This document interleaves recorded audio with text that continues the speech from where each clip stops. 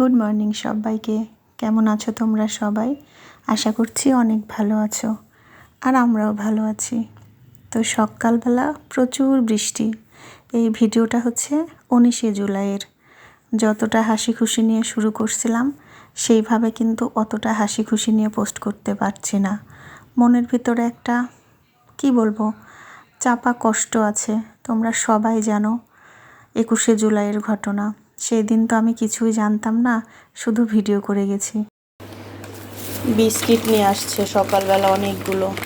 চা খাওয়ার বিস্কিট শেষ, এগুলো তোলা লাগবে। এই চা একটা, এই যে একটা, আর এটা তো ছিল এক প্যাকেট, আপাতত আছে। তো যাই হোক, এখন রান্নাবাড়ির জোগাড় করে নিই, দেখি কি রান্না করব। তো এই যে আজকের রান্নাবাড়ি, আজকে করব ইলিশ মাছ সর্ষে বাটা, আর এই যে এটা করব মাথা দিয়ে মিষ্টি কুমড়া দিয়ে ঘন্ট। আমাদের বাড়িতে না ইলিশ মাছটা কিন্তু খুবই কম দেখবে, মানে আমি মাংস অন্য মাছটা বিশেষ করে মাংসটা আমাদের বাড়িতে বেশি হয় মাছের চাইতে।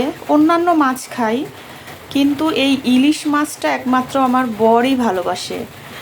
আমিও না, আমার পুত্র না। আমি যদিও বা খাই, কিন্তু আমার পুত্র একদম খাইতে চায় না। এই জন্য যেন আমার বর আনে না, বলে এত দামি মাছ শুধু আমি একাই খাবো, তার চাইতে মাংস আনি সবাই মিলে খাবো, এই চিন্তা করে আনে না। তো যাই হোক, নিয়ে আসছে। তো ছেলেকে একটু ভাজি করে দিব যদি সে খায়, কারণ একবারে বাদ দিলে কিন্তু আর পরে খাইতে পারবে না। ওই জন্য আজকে ওকে একটু ভাজি করে দিব এক পিস, আর সর্ষে বাটা করব, আর মাথা দিয়ে যে এটা ঘন্ট করব। অনেক দিন বাদে বাদে আমাদের বাড়িতে ইলিশ মাছ হয়। ওই যে আমিও খুব একটা পছন্দ করি না, এই জন্যে আর কি, ভাজ করার জন্যে। তো চা খাওয়াটা কমপ্লিট আমাদের। এই যে চায়ের বাসন এখনও পড়ে আছে নিচে, আর আমার বর আমাকে নিয়ে যাচ্ছে একটা জিনিস কিনতে নতুন বাড়ির জন্য। তো কি কিনবো ওখানে যাই, তারপর তোমাদের সঙ্গে দেখাবো। ঠিক আছে, আমার পেটের মধ্যে ব্যথা হচ্ছে আনন্দে। আমার এরকমই হয়, নতুন জিনিস কিনতে যাচ্ছি, বুঝতেই পারছো। একটু লিপ বাম লাগাই নিছি, আর কিচ্ছু করিনি। তো এখন যাচ্ছি। পুত্তর পুত্তর চলে গেলাম, ঠিক আছে? হ্যাঁ, দুর্গা দুর্গা। তো তোমার ফোন নিব? থাক বাবা, না না তোরটা থাক, আমারটা চার্জ আছে, তোরটা তো চার্জ নাই। 100% হয়েছে। তো এখন যাচ্ছি, দেখি কি কিনে দেয় আমার বর নতুন বাড়ির জন্য। আমার বর এখন মোটর সাইকেল নিয়ে বের হচ্ছে, মোটর সাইকেলেই যাব। আর এই যে দেখো রাস্তায় এখন এইরকম ফাঁকাই আছে, এখন বাজে 7:30টার মতো। এখন বের হচ্ছি, প্রচণ্ড গরম বাইরে, খুবই গরম। সেই দিনটা ছিল আমার অনেক অনেক খুশির একটা দিন। নতুন বাড়ির জন্য নতুন জিনিস কিনতে যাচ্ছি, এটা যে কত বড় আনন্দের, ভীষণ খুশি ছিলাম। কিন্তু পোস্ট করছি প্রায় 3-4 দিন পর।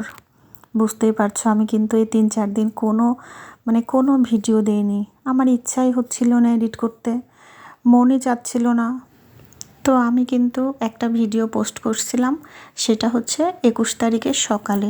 আমি যেহেতু সকালে ভিডিও পোস্ট করি 10টার সময়, সেটা করছিলাম।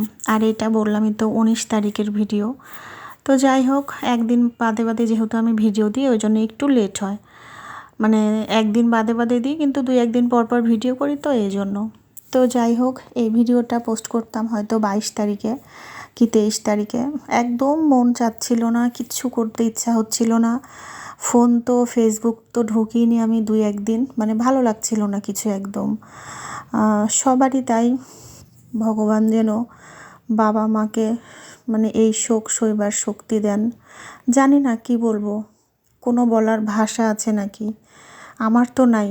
শুধু যখন টিভি দেখছি খবরে এতটা কষ্ট হচ্ছে, মনের অজান্তে চোখের কোণা দিয়ে জল বেরিয়ে যাচ্ছে। কিচ্ছু বলার নাই, বলতেও চাচ্ছি না। তো যাই হোক, দেখো 2টা দোকানে গেছিলাম আমরা, দেখছি কোনটা কিনবো।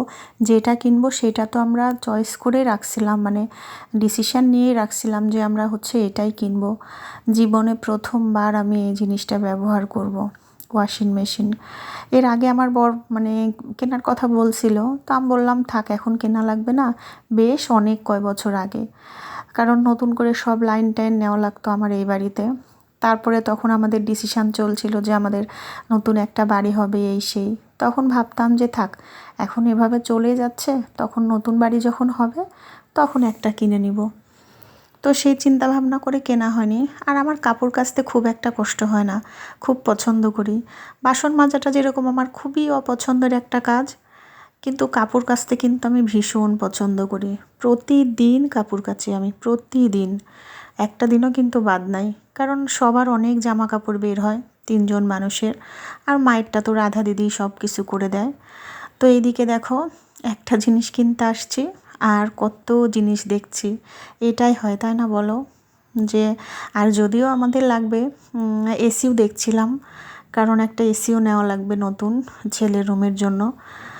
তো ওরা অনেক দিন ধরে দেখছিল বাবা ছেলে মিলে যে একটা এসি কিনবে। তারপরে যাই হোক, চিন্তা ভাবনা করা হলো এই বছরটা আর কিনবো না, হয়তো সামনের শীতের মধ্যে যতদূর সম্ভব আমাদের এসিটা কেনা হবে। তো সব কিছুই দেখছিলাম ঘুরে ঘুরে, এত সুন্দর সুন্দর সব জিনিস, এই যে ওভেনগুলা, মাইক্রো ওভেন সব, এটাও আমার কেনা লাগবে, কারণ আমারটা শুধু গরম হয়, অনেক মানে নষ্ট হয়ে গেছে, তো 2বার আর কি ঠিক করা হয়েছে। তো যাই হোক, বাড়িতে চলে আসলাম। বাড়িতে এসে যে দেখছো ঘরের অবস্থা, এই ঘরের শোকেসটা কিন্তু ওই বাড়িতে নিয়ে যাওয়া হয়েছে, রং টং করে ওই বাড়িতে রাখা হয়েছে। আর সমস্ত জিনিস এই দেখো এখানে রাখা হয়েছে, এগুলো হচ্ছে এখন পরিষ্কার করব। বাড়ি আসে সমস্ত কাজবাজ করে এখন ভাবছি এটা পরিষ্কার না করলেই না, কারণ এই বিছানায় তো ছেলে ঘুমাবে। ওই জন্য দেখো সমস্তটা তোমাদের দেখাচ্ছি, ঘরের কি হাল। বাড়ি করতে নিয়ে এরকমই অবস্থা, আমরা এই 2টা ঘর দিয়ে এইভাবেই থাকি, কিচ্ছু করার নাই। এই যে দেখো এগুলো সব এই অবস্থা। তো এগুলো এখন ওই বাড়িতে পার করব। তো ছেলেকেই বললাম যে বাবা তুই পার কর। তো বলতে বলতে ছেলের বাবাও চলে আসলো। তো আমার বড় বলতেছিল যে 2জন মিলে ওই বাড়িতে পার করে দিয়ে আসি, তারপরে তুই সুন্দর করে পরে সময় মতো ওইটা সুন্দর করে গুছায় রাখে দিস শোকেসটা।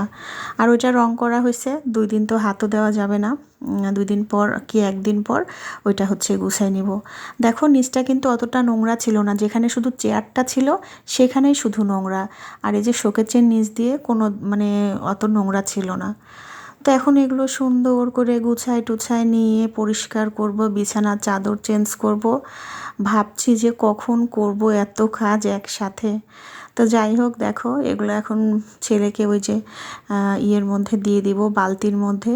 ছেলে কিন্তু একটা রাউন্ড রাখতে গেছে, আবার এখান থেকে আসে এটা নিয়ে যাবে। তো ভীষণই খুশি, ওই বাড়িতে যেহেতু কাজ সব কমপ্লিট, সব বলতে মোটামুটি সবই কমপ্লিট, শুধু কিচেনটাই আমাদের হয়নি, এখন ওইটার কাজই চলবে। এই জন্য সব কেনাকাটা শুরু হচ্ছে, যেহেতু আমরা কিচেনেই সে ওয়াশিং মেশিনটা বসাবো, সেট করব, তো ওই জন্য কেনা হয়ে গেল। তো বন্ধুরা আজকের ভিডিওটা জানি না তোমাদের কেমন লাগবে, যদি ভালো লাগে তাহলে অবশ্যই অবশ্যই কমেন্টে জানাবে কেমন লাগলো। আর সবাই খুব ভালো থেকো, সুস্থ থেকো। Good night.